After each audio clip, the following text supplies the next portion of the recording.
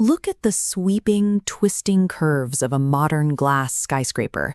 If you showed this design to a civil engineer in the 1950s, they would likely tell you the math required to design it was impossible. Before computers, the difficulty of solving equations by hand was the ultimate bottleneck. What humanity could physically build was strictly limited by what we could reliably calculate by hand on paper. To get around this, engineers relied on three distinct historical workarounds.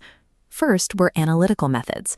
These provided exact, mathematically perfect solutions, but they only worked for highly simplified, linear problems with basic geometry.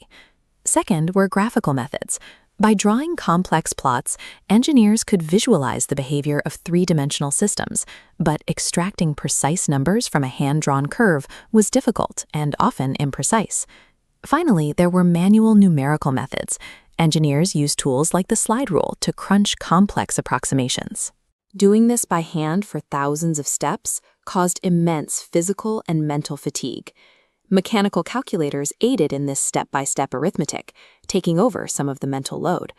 However, these machines were slow, and a single human error on step 50 could ruin an entire week's worth of work. The limits of human arithmetic set a hard ceiling on innovation. Imagination had outpaced computation. Processing these calculations required massive human infrastructure. Entire rooms filled with armies of draftsmen and human computers would spend months laboring over a single structural problem. To make the math solvable by hand, engineers had to compromise.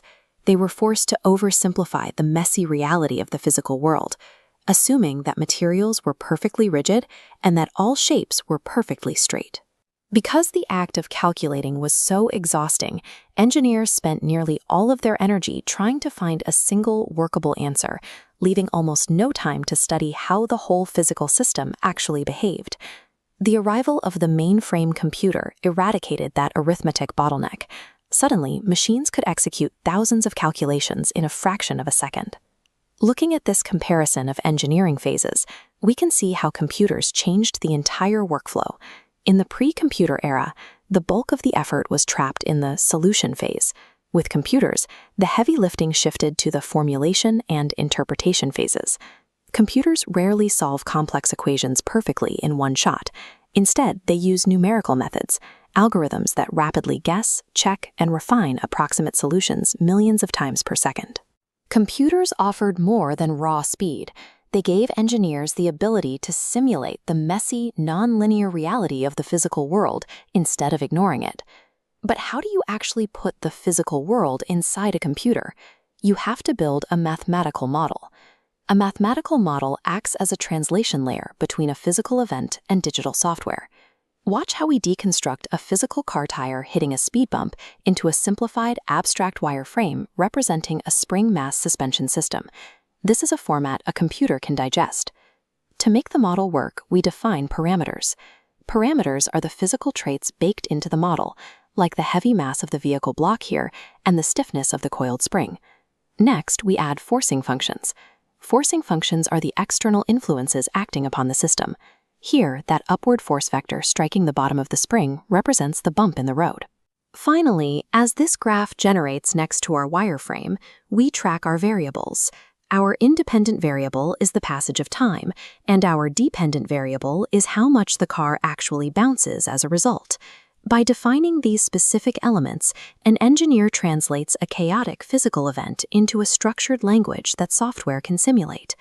Because numerical methods are approximations, blindly trusting whatever a software program spits out can lead to physical failures. Look at the start board. It shows the vital difference between precision and accuracy. The darts are tightly clustered together, meaning they have high precision or consistency, but they completely miss the center bullseye, meaning they have low accuracy. A computer can easily give you a highly precise answer, calculated out to 10 decimal places, that is completely inaccurate. That illusion of perfection is often deceptive.